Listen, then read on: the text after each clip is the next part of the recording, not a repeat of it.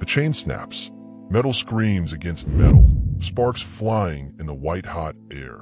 Dust explodes upward like a bomb went off. The German Shepherd launches forward, 200 pounds of scarred muscle and rage, teeth bared, eyes wild, moving faster than anything that size should move. Rena Ashwood doesn't scream. She freezes, feed bucket slipping from her fingers, hitting the dirt with a hollow thud. The dog's paws hammer the ground, each impact sending tremors through the packed earth. Cicadas shriek in the dead trees. Heat shimmers off the arena floor like the whole world's melting. Move! Someone roars from the fence.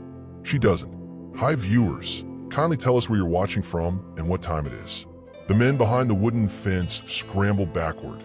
5 grown men in wide-brimmed hats, hands reaching for rifles, faces draining white. One curses. Another's hat flies off. The tallest one raises a shotgun, finger on the trigger, barrel tracking the dog's path. Goma, that's what they call him, closes the distance in seconds. 20 feet, 15, 10. Rena sees his eyes. Not rage, pain, the same kind that lives in her chest, the kind that doesn't need words, the kind you carry when nobody sees you even when you're standing right there. Her knees buckle, not from fear, from recognition. She drops, not backward, down, straight to the dirt, palms flat, head lowered. Girl's gone crazy, someone shouts. The shotgun blast doesn't come. The dog doesn't stop. He skids in the dust, claws raking the earth, saliva flying, breath coming in ragged snarls. His shadow swallows her whole. She smells him, sweat, blood, something bitter like old fear. The world holds its breath. Goma stands over her, trembling, massive head tilted, ears twitching. His growl rumbles deep, vibrating through her bones. She doesn't look up, doesn't move, just breathes. You're not bad, she whispers. You're just tired. The growling stops. Behind the fence, someone's radio crackles. A truck engine idles in the distance. The wind dies completely, leaving nothing but the sound of the dog's breathing and hers, syncing up like 2 broken clocks finally matching. Rena lifts her hand, slow, palm open, fingers steady even though her whole body's shaking. The men curse louder. Metal clicks. Someone cocks a rifle. Goma leans forward. His nose touches her fingertips. What would you do if a killer dog stood inches from your face? Goma's breath is hot against her palm. His nose twitches, nostrils flaring, taking in her scent. The men behind the fence are shouting now, overlapping voices, panic rising like floodwater. Rena keeps her hand steady. The dog's eyes lock onto hers. Brown, deep, wounded. Don't move, kid. The voice belongs to Rourke Talden, the ex-soldier with the scar down his jaw. Don't you dare move. She wasn't planning to. Goma shifts his weight, massive paws digging into the dirt on either side of her knees. He's close enough that she can see the scars crisscrossing his muzzle, the notch missing from his left ear, the way his ribs press against his coat like he hasn't eaten right in weeks. Shoot it, Mr. Mullock barks from somewhere behind the fence. His voice is sharp, impatient, before it rips her throat out. But Goma isn't ripping anything. He's trembling. Rena watches his shoulders quiver, watches the way his head dips lower, like he's carrying weight nobody else can see. She knows that feeling. She's been carrying it since the Mullocks took her in, since they smiled at the social worker and then stopped smiling the second the car pulled away. You're scared, she whispers. The dog's ears flick forward. They hurt you. Her voice cracks. Didn't they? Goma exhales hard through his nose. Not a growl, something softer. His eyes close for half a second, just long enough for Rena to see exhaustion buried under all that fury. When they open again, something shifted.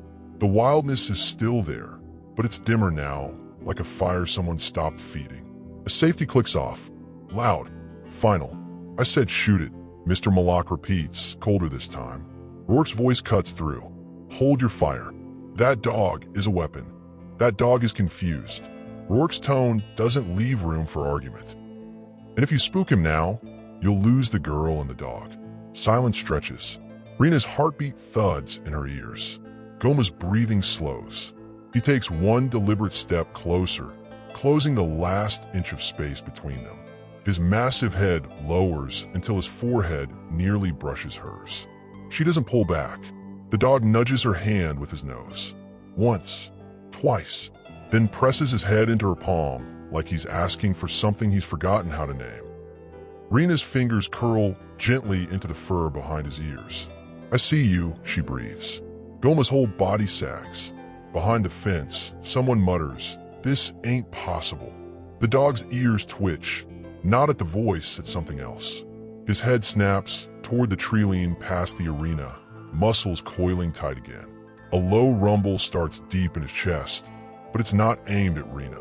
It's aimed at whatever's watching from the shadows.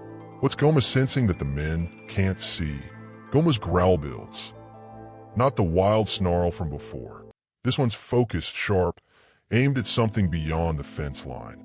His lips curl back just enough to show teeth, but his body stays pressed close to Rena like he's guarding her instead of threatening her. She follows his gaze. Nothing but scrub brush and skeletal trees, branches clawing at the white sky. But Goma knows something she doesn't. His ears pin flat. His tail doesn't wag. It's low, tense ready. "What is it?" she whispers. The dog doesn't answer. Doesn't need to. Whatever he's sensing, it's enough to make him shift from scared to protective in seconds flat. Behind the fence, the men notice. Rourke scans the tree lean, hand resting on the pistol holstered at his hip. One of the other men, a wiry guy with sunburned arms, leans toward Mr. Malak and mutters something too low for Rena to catch. Mr. Malak's jaw tightens. He doesn't look at the trees. He looks at her. Rena's stomach twists. The way he's staring, it's not concern. It's calculation, like she's a problem that just got bigger. Goma shifts again, placing himself between her and the fence. His shoulder bumps her chest, solid and warm. He's not asking permission. He's claiming her. One of the men whistles low. "I'll be damned. This isn't possible," another mutters. Mrs. Malak steps forward, her smile stretched too wide, too bright. "Well, isn't this something?" Her voice drips honey, but her eyes are cold. "Rena, sweetheart, why don't you come inside now? You must be exhausted." Rena doesn't move. Goma doesn't either. "Come on, dear." Mrs. Malak's smile tightens. "The dog needs to be secured." "Dog's already secured." Rourke cuts in, voice flat. "Looks like he found what he needed." Mr. Malak shoots him a look sharp enough to draw blood. "This is our property, Talden. Our decision." Rourke shrugs. "Your property. Her dog now." The words hang in the air like smoke. Nobody argues. Nobody can. Because Goma's still pressed against Rena's side, still staring down anyone who gets too close, still choosing her over every man with a gun and a grudge. Rena's hand rests on the dog's back. His heartbeat thrums under her palm, steady now, strong. She's never felt anything like it. Never felt chosen. Never felt seen. "How'd you do that?" Rourke asks, quieter now, stepping closer to the fence. Rena doesn't know how to answer. "I didn't do anything." "Exactly." He tilts his head, studying her. "You didn't try to control him. You just let him be." She shrugs. Nobody ever let him be. Rourke's expression shifts, something unreadable crossing his face. Respect, maybe, or suspicion. Hard to tell with a man like him. From the shadows, beyond the trees, something moves. Just a flicker, a shape, gone before Rena can focus on it. But Goma sees it. His growl deepens, rumbling through his chest like distant thunder. Mr. Malak clears his throat, loud and deliberate. "All right, show's over. Everyone inside." He gestures toward the house. "We'll discuss next steps." Mrs. Malak reaches for Rena's arm. "Come along, sweetheart." Goma's growl sharpens into a snarl. Mrs. Malak freezes, hand hovering in midair. Her smile finally cracks. "That animal is dangerous. Only to people who deserve it," Rourke says. Mr. Malak's face goes red. "Get that dog back in his pen. Now." Nobody moves. Goma doesn't budge. Rena doesn't either. Then, from the shadows near the tree lean, a voice. Low, smooth, unfamiliar, drifts across the arena. The girl's a problem. Who's watching from the shadows? And why does Goma recognize their scent? The voice vanishes into the wind. Rena's head snaps toward the trilene, but there's nothing, just heat shimmer and dead branches swaying. Goma's growl doesn't stop. His muscles coil tighter, every inch of him locked onto something invisible to everyone else. Rourke's hand drops to his pistol. His eyes narrow, scanning the brush with the kind of focus that only comes from years of expecting ambush. The other men shift nervously, looking at each other, waiting for someone to make sense of what just happened. Mr. Malak's jaw works like he's chewing glass. Whoever that was, they're trespassing. That's what you're worried about. Rourke's voice is dry as the dirt under their boots. Trespassing. This is private property. This is a threat. Rourke doesn't look away from the trilene, and it's aimed at her. All eyes turn to Rena. She shrinks under the weight of their stares, hand tightening in Goma's fur. The dog presses closer, a living shield between her and the rest of the world. His body radiates heat, tension, readiness. Mrs. Malak laughs. Hi, Brittle. Oh, don't be ridiculous. Who would threaten child? Rourke finally looks at her. You tell me. The silence that follows is sharp enough to cut skin. Mr. Malak clears his throat, smile forced back into place. Everyone's on edge. Understandable. Let's get inside, cool off, figure this out like rational people. Rational, Rourke repeats, tasting the word like it's spoiled. Right? One of the other men, the wiry one with the sunburn, steps forward, gesturing at Goma. What about the dog? Can't just leave him loose.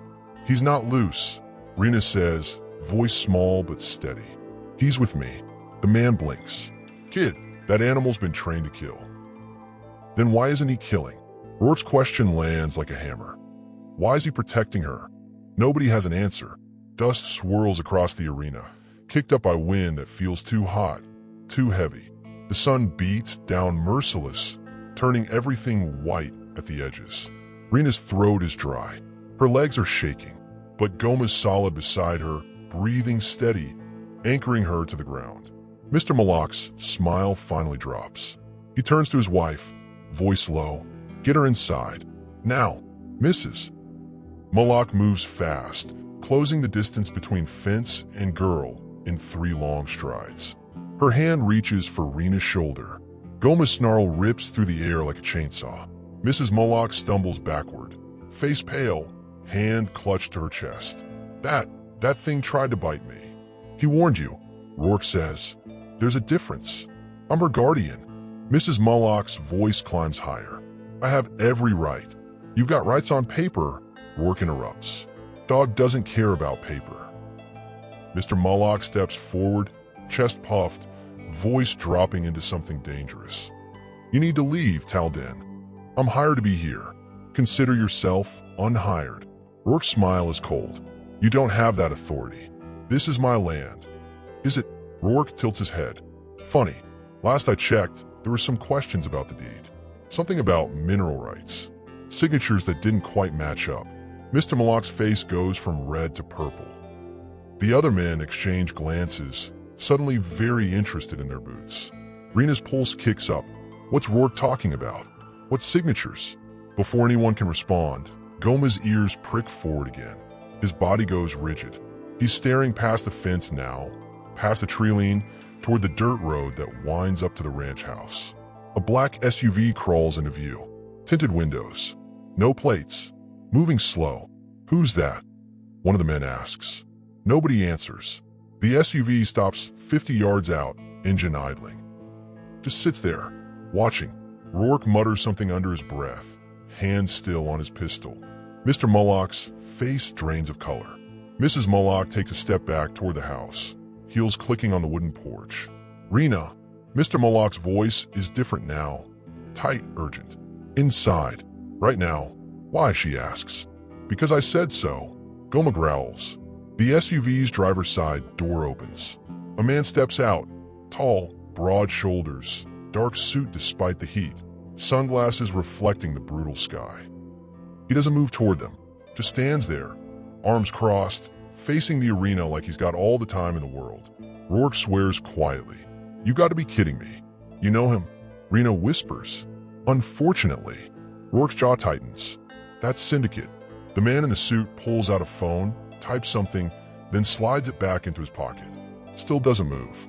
Still watching. Mr. Moloch turns to Rourke, voice shaking with barely controlled rage. Make sure the girl doesn't talk. Why doesn't Mr. Moloch want Rena to talk? And what does the syndicate want with her? The man in the suit doesn't come closer. He just stands there, arms crossed, face unreadable behind those sunglasses. The SUV idles behind him, black paint shimmering in the heat. Waiting, watching. Rourke mutters something low and sharp, then starts walking, not toward the SUV, but toward Rena. His boots crunch on the gravel, each step deliberate. The other men scatter like startled birds, suddenly very interested in being anywhere else. Mr. Moloch grabs Rourke's arm. Where do you think you're going? Away from you. Rourke shakes him off without looking back. Mrs. Moloch's voice turns sugary again, but there's panic underneath.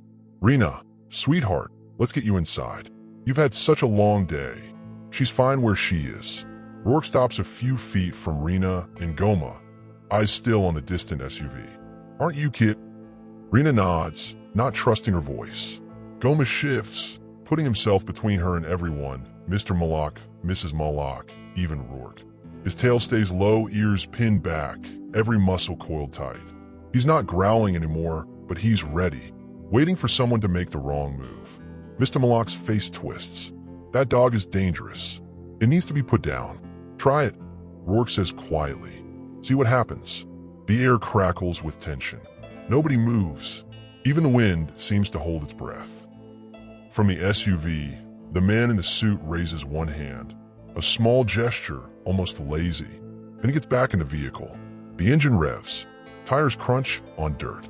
The SUV turns around, slow and deliberate, then rolls back down the road the way it came. Gone, but not forgotten. Rourke exhales hard. You two need to leave. Mr. Moloch's laugh is sharp, bitter. This is our property. Not for long. Rourke finally turns to face him. They're watching now, and when they watch, people disappear. Mrs.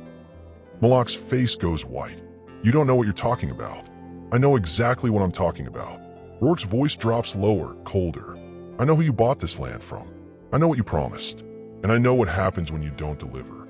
Rena's stomach twists. What did the Molochs promise? And to who? Mr. Moloch takes a step closer, voice shaking. You're fired, Talden. Get off my property before I call the sheriff. Call him. Rourke crosses his arms. I'll wait. Nobody calls anyone. The silence stretches long and uncomfortable. Somewhere in the distance, a crow caws, harsh, mocking. Goma's ears twitch, tracking the sound, but he doesn't move from Rena's side. Mrs. Moloch tries one more time, voice trembling now. Rena, please, come inside. We'll make you something to eat. You must be starving. Rena's not hungry. She's scared. But before she can answer, Goma's head snaps toward the house. His growl starts low, building. Everyone freezes. What now? Mr. Moloch hisses. Rourke's hand drops back to his pistol. Someone's inside. That's impossible. We lock. A door slams. Loud, deliberate. From inside the house. Mrs. Moloch stumbles backward, hand over her mouth. Mr. Moloch's face drains of color. The remaining men by the fence exchange panicked looks, hands reaching for rifles they're not sure they want to use. Rourke moves fast, stepping in front of Rena and Goma, pistol drawn but pointed at the ground. Stay behind me. What's happening? Rena whispers. Someone's sending a message. Rourke's voice is tight. And you the message. Another sound from inside the house. Footsteps. Heavy. Slow. Moving through the kitchen, down the hallway, toward the front door. Mr. Moloch's voice cracks. We need to move faster. Now that she's showing signs. Signs of what? Rourke snaps. Nothing. Mrs. Moloch's shriek is desperate. He means nothing, but it's not nothing. Rena can feel it. The weight of something huge pressing down on her. Something she doesn't understand but can't escape. Goma feels it too. His body trembles against hers, not from fear, but from readiness. Like he's waiting for permission to attack. The front door creaks open. Nobody comes out, just the open door, swaying slightly in the breeze. An invitation, or a threat. Rourke swears under his breath. We need to get her out of here. She's not going anywhere, Mr. Moloch says, voice hard now, desperate. She belongs to us. She belongs to herself. Rourke fires back. Not according to the law. Law doesn't matter when you're dead. The words hit like a punch. Mrs. Mullock sways on her feet. Mr. Mullock opens his mouth, closes it, opens it again. No words come out. From the open doorway, a shadow shifts. Someone standing just inside, hidden by darkness, watching them all. Goma's growl becomes a snarl. Rourke raises his pistol. Come out. Slow. The shadow doesn't move. Then from somewhere deep in the house, maybe the basement, maybe farther, a voice calls out. Soft. Familiar. Impossible. Rena. Her blood turns to ice. Because that voice sounds exactly like her father. What's inside the house? And how does it know Rena's name? Rena's legs won't move. That voice, her father's voice, echoes from somewhere deep inside the house. Impossible and real at the same time. Her chest tightens. Goma's snarl turns vicious, teeth fully bared, body coiled like a spring ready to snap. Rourke's pistol stays raised. That's a recording. How do you know? Mrs. Mullock's voice shakes. Because her father's dead. Rourke's jaw clenches. Someone's playing games. The shadow in the doorway shifts again. Still not coming out. Still watching. Mr. Mullock backs toward his wife, face drained of color. This wasn't supposed to happen. Not yet. Shut up, Rourke hisses. But Rena heard it. Not yet. Like they were waiting for something. Planning something. The voice calls again, softer this time. Rena, come home. Her throat closes. Tears burn behind her eyes. She knows it's not real. Can't be real. But hearing his voice, even twisted, even wrong, tears something open inside her she thought had scarred over. Goma nudges her hand hard. Urgent. His eyes lock onto hers. Brown, fierce, steady. He's telling her something without words. Don't listen. Stay here. Stay with me. She takes a breath. Then another. Rourke steps closer, voice low. Where did you learn to do that? Do what? Her voice cracks. Calm him. Rourke gestures at Goma. Nobody's ever gotten close to this dog. Not without losing blood. I didn't do anything special. That's the point. Rourke's eyes narrow. You didn't try to control him. You just... let him be. Rena shrugs.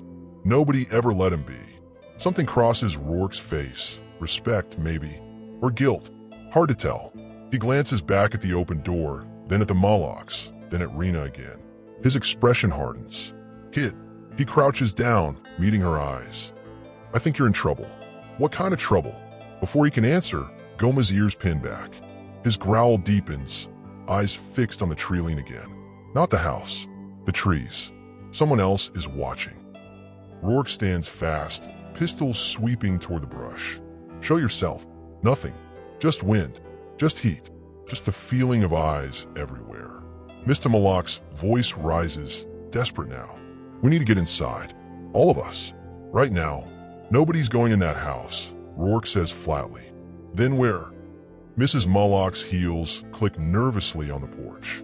We can't just stand here. A branch snaps in the treeline. Loud, deliberate. Goma lunges forward, pulling against nothing. No chain, no leash, just his own choice to protect. He positions himself between Rena and the sound, every muscle locked, ready to tear apart anything that comes close. Rourke's hand tightens on his pistol. Whoever you are, last chance. Come out or I start shooting. The trees rustle. A figure steps into view, tall, lean, face hidden by a wide-brimmed hat. He raises both hands slowly, showing empty palms. Easy, Talden. The voice is smooth, controlled. I'm not here to fight. Rourke doesn't lower his weapon. Then why are you here? The man tilts his head, hat brim shifting just enough to reveal a sharp jawline. Dark skin, eyes that cut through the heat like glass. I'm here for the girl. Who is this man, and why does everyone suddenly want Rena? The stranger doesn't move closer. He keeps his hands raised, stance relaxed but ready. Goma's snarl doesn't stop. The dog's entire body vibrates with barely contained violence, waiting for permission to attack. Rourke shifts, putting himself between the stranger and Rena. You're trespassing. So are you. The man's voice carries weight, calm, certain, dangerous. Difference is, I have a reason to be here. And what's that? The stranger's eyes flick to Rena. She doesn't belong to them. Mr. Moloch steps forward, face red, voice cracking. She's our legal ward. Papers signed. Court's approved. You have no right. Legal doesn't mean true. The stranger finally lowers his hands, slow and deliberate. Does it, Mr. Moloch? The air goes cold despite the heat. Mrs. Moloch's face drains white. Mr. Moloch's mouth opens and closes like a fish drowning in air. Rena's heart hammers. What does he mean? What papers? Rourke's voice drops. Who are you? Someone who knows what happened to her father. The stranger's eyes don't leave Rena, and her mother, and the land they owned before it was stolen. Stolen. The word hangs in the air like smoke. Mr. Moloch's laugh is sharp, desperate. This is ridiculous. We bought that land fair and square, with forged signatures. The stranger pulls a folded paper from his jacket pocket, holds it up. Wanting to show the sheriff? Or should we discuss this like adults? Mrs. Moloch stumbles backward, hand over her mouth. Mr. Moloch's face twists into something ugly, trapped. Rena's stomach drops. Forged signatures? Her parents' land? Rourke lowers his pistol slightly. What land? 1,800 acres. The stranger's voice is steady, cutting. Rich in rare minerals. Worth about $30 million at current market value. The number slams into Rena like a fist. $30 million. Her parents own that? Why didn't anyone tell her? That's a lie, Mr. Moloch hisses. The land was sold, legally, years ago, to the Korean syndicate. The stranger's smile is cold. Through you, with signatures that didn't match the originals. Signatures written 3 weeks after her parents died in a very convenient car accident. Rena's legs buckle. Goma catches her weight, solid and steady. She grips his fur, breathing hard, world spinning. Car accident. Convenient. No, not an accident. Mrs. Moloch's voice rises shrill. You can't prove any of this. I don't have to. The stranger folds the paper, slides it back into his pocket. The syndicate already knows. Why do you think they sent someone today? The black SUV. The man in the suit. Watching. Mr. Moloch's voice cracks. What do they want? What they were promised. The stranger's eyes harden. The land. Or the girl. Rena's blood turns to ice. Rourke steps closer to her, protective now. She's not going anywhere with you. Or them. I'm not asking her to. The stranger finally moves. Slow steps toward the arena fence. Hands visible, non-threatening. I'm offering her a choice. Stay here with the people who killed her parents. Or fight for what's rightfully hers. Goma's growl softens, confused, like he's trying to decide if this man is friend or enemy. Rena's hands shake. Killed. Her parents. The Molochs. She looks at Mrs. Moloch. The fake smiles, the cold eyes, the way she's always treated Rena like a burden instead of family. Then at Mr. Moloch, sweating, panicking, trapped. You killed them, Rena whispers. Mrs. Moloch's face crumbles. No, sweetheart, we didn't. You stole everything. Rena's voice grows stronger. And you're going to steal me too. Mr. Moloch's expression shifts, cold, calculated, dangerous. You don't understand what you're talking about, girl. You're a child. You don't know how the world works. She knows enough. Rourke's pistol comes back up, aimed directly at Mr. Moloch's chest. And so do I. The stranger watches it all, silent, measuring. Then he speaks again, quieter now. The syndicate will come back. Tonight, maybe tomorrow. And when they do, you'll have to decide who you trust. Why does the syndicate want Rena, and what happens when they return? The office is dark. Rena's hands tremble as she opens the locked drawer, the one with her father's initials carved into the wood. JTA, Jeremiah Tay Ashwood. She remembers tracing those letters as a child, asking him what they meant. He'd smiled, told her they stood for strength. Now they stand for proof. Inside the drawer, maps, reports, contracts, all marked with red ink, all showing land boundaries, mineral deposits, projected values. Her father's signature at the bottom of old documents.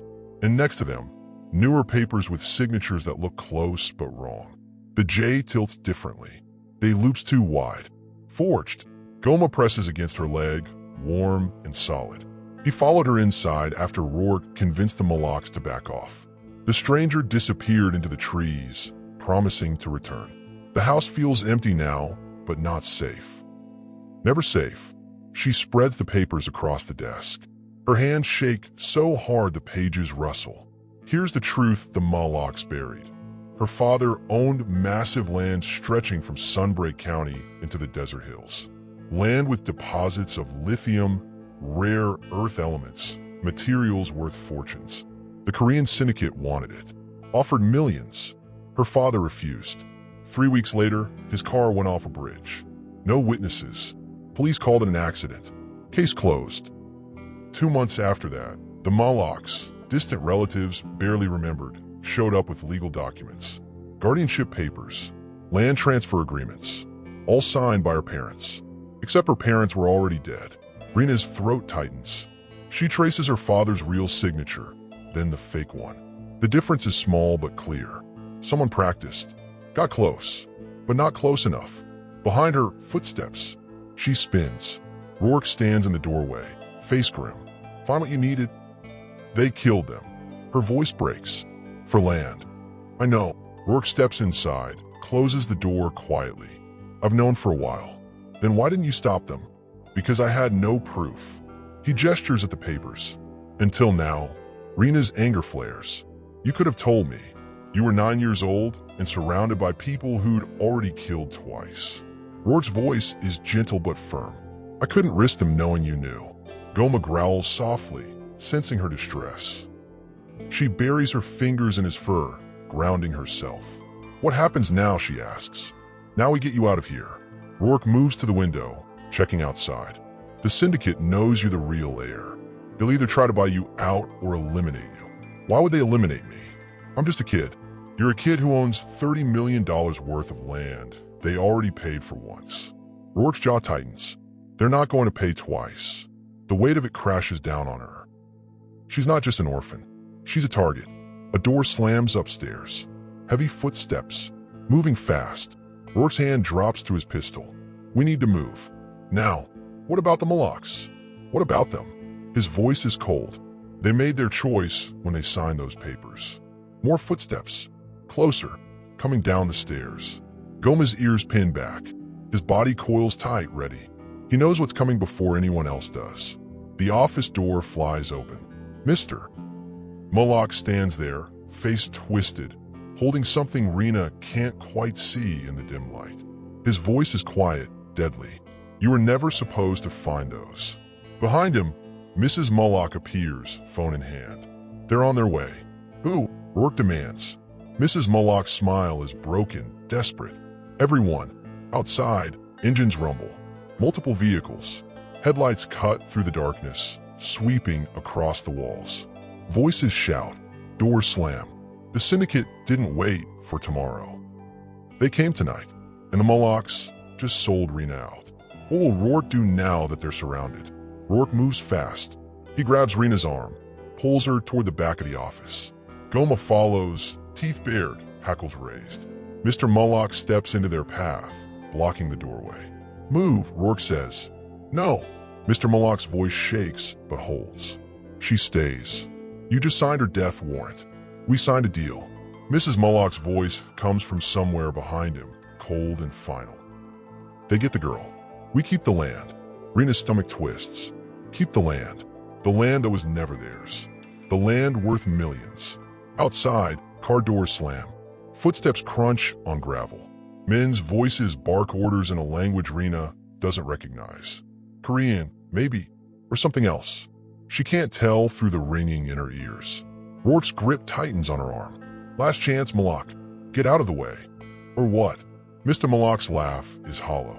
You'll shoot me? In front of the girl? Rourke's expression doesn't change.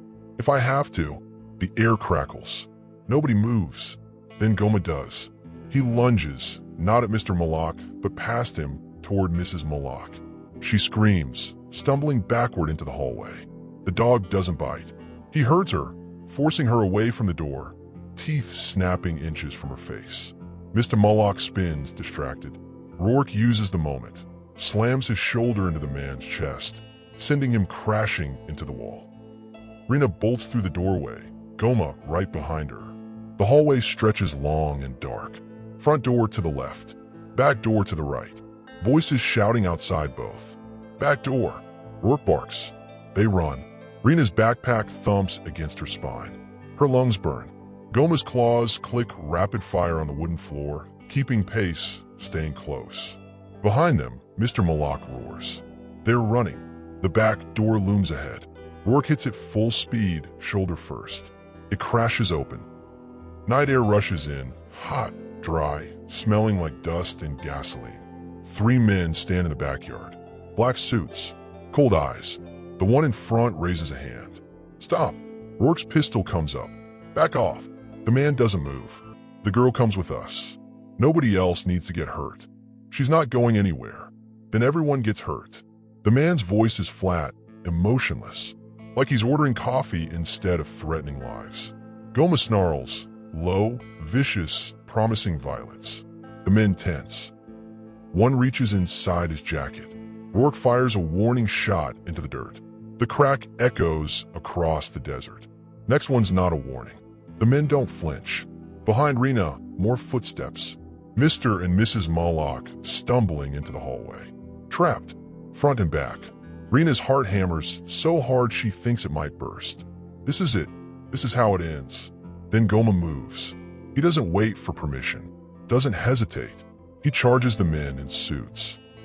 90 pounds of muscle and fury and absolute commitment. The first man tries to dodge. Too slow. Goma hits him like a truck, teeth sinking into his arm. The man screams. The other 2 reach for weapons. Rourke fires twice, control precise. Both men drop, clutching legs, writhing. Go! Rourke shouts. Rena runs. Into the desert. Into the darkness. Goma catches up in seconds, blood on his muzzle, eyes wild. They don't stop. Don't look back. Behind them, voices yell. Engines rev. Headlights sweep across the scrub brush. Rourke's voice cuts through the chaos. You lay one hand on her, and I'll bury you on the land you stole. A gunshot answers, then another, then silence. Rena keeps running, tears streaming, lungs screaming. Goma beside her every step. They don't stop until the lights are distant stars and the voices are ghosts. Will Rourke survive? And where can Rena possibly hide now? Dawn breaks slow and red across the desert. Rena sits on a flat rock, back against ancient stone, watching the sky bleed color. Goma lies beside her, head on her lap, breathing steady. His muzzle is clean now. She washed the blood off in a creek an hour ago, hands shaking, throat tight. She hasn't cried yet, doesn't know if she can. Behind them, footsteps crunch on sand. She tenses. Goma's ears prick up, but he doesn't growl. Rourke appears around the rocks, alive, limping, shirt torn and bloody, but moving. Relief floods through her so fast she almost collapses. You're okay, she breathes. Mostly. He lowers himself onto the rock beside her, wincing. You? I don't know. Her voice sounds small, lost. They sit in silence. The sun climbs higher. Heat builds. Somewhere far away, a hawk screams. Finally, Rourke speaks. I can take you somewhere safe. People I trust. Different state. New name. New life. Rena's fingers curl into Goma's fur.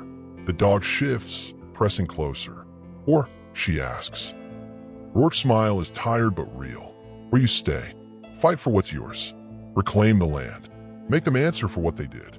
I'm just a kid. You're the kid who tamed the most dangerous dog in the county.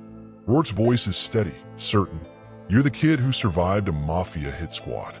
You're the kid who figured out the truth when everyone else was lying. She looks at him, really looks, sees the scars, the weariness, the respect in his eyes. If I stay, she says slowly, what happens? War. He doesn't sugarcoat it. Legal battles. Dangerous people. Years of fighting. And if I run, peace. Safety. But someone else gets your land. And your parents' killers walk free. The choice sits heavy in her chest. She's 9 years old. She should be in school, playing with friends, worrying about homework. Instead, she's deciding whether to start a war. Goma lifts his head, eyes meeting hers, brown and fierce and steady. He's choosing to stay, with her, no matter what. She thinks about her father, his smile, his strength, his refusal to sell. She thinks about her mother, her laughter, her warmth, her certainty that Rena could be anything. They died for that land, died standing up to people who thought power meant ownership. Rena takes a breath, then another. The sun climbs higher, painting the desert gold. She stands. Goma stands with her. Rourke watches, waiting. "I'm staying," she says. Voice quiet but iron strong. "And they're all going to remember my name." Rourke's smile widens. "Yeah, they are." In the distance, dust rises from the road. More cars coming. More people who want something from her. But this time, she's ready. This time, she is Goma. She has Rourke. She has the truth. And truth is the most dangerous weapon of all. The war for Sunbury County just began. And nobody's ready for the girl who tamed the beast nobody could break. If you loved Rena's story, subscribe and turn on notifications so you don't miss what happens next. Drop a comment telling us what you think she should do first.